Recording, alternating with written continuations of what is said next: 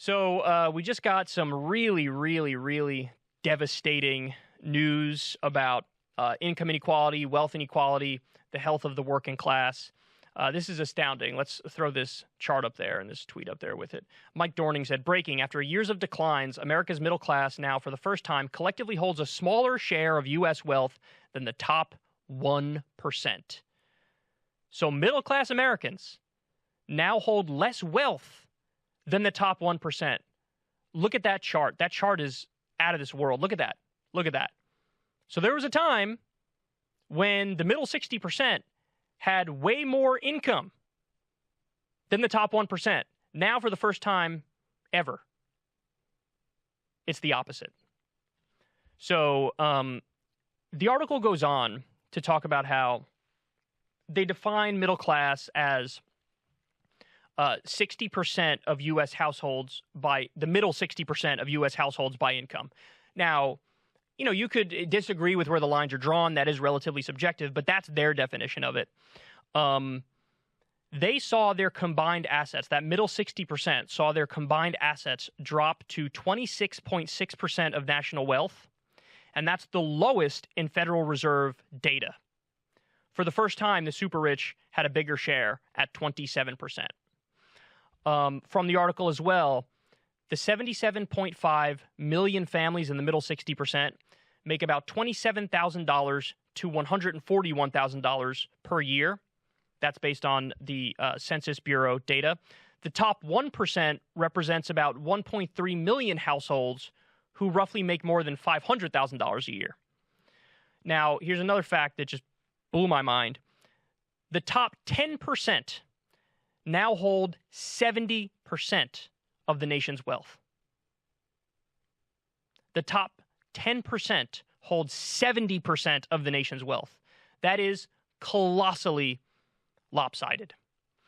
A generation ago, the middle class held more than 44% of real estate assets in the country. Now it's down to 38%. So it slipped a decent amount. So this reminded me, there was a story I remember covering back when we were in the midst of the Great Recession and maybe just starting to come out of it. But during what was called the golden age of economic expansion in the U.S., post-World War II, when we had an economy that was the envy of the world, Europe was basically totally obliterated. We were the only game in town. We had a lot of factory jobs here. We had very high levels of unionization. At that time, the top 1%, we also had very progressive taxation. The top marginal rate went to 93% under Eisenhower. Now, that wasn't the effective rate. The effective rate was lower, but it was still much higher taxes than we have now on the rich. But the top 1%, they would make about 12% of the nation's income. So the top 1% would make 12% of the income. That was when the economy was healthy, when you had that level of income inequality. Top 1% makes about 12% of the nation's income.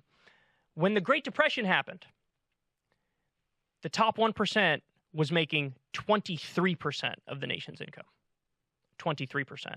And then during the Great Recession, the top 1% was making about the same, about 23% of the nation's income. So what you see here is a direct correlation between how out of whack the income inequality gets and the wealth inequality gets. That leads to giant crashes. And that also, in part, leads to the boom-bust cycles.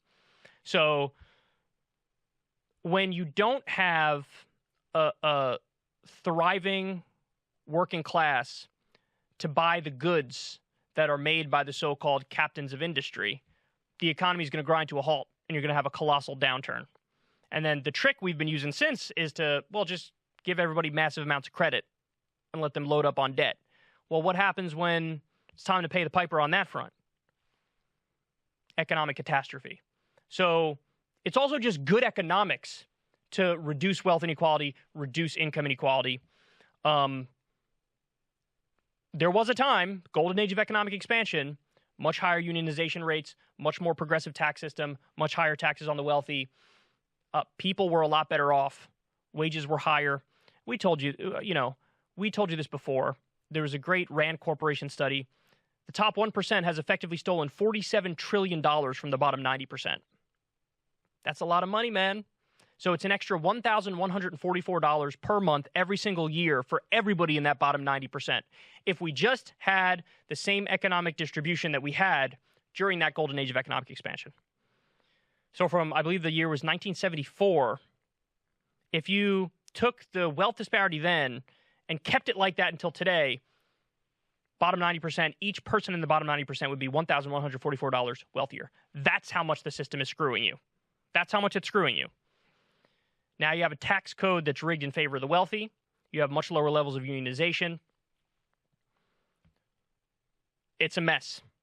So this is an astounding fact. It also reminds me of the story that came out a few years ago where after the Trump tax cuts, for the first time ever, billionaires were paying a lower effective tax rate than the middle class.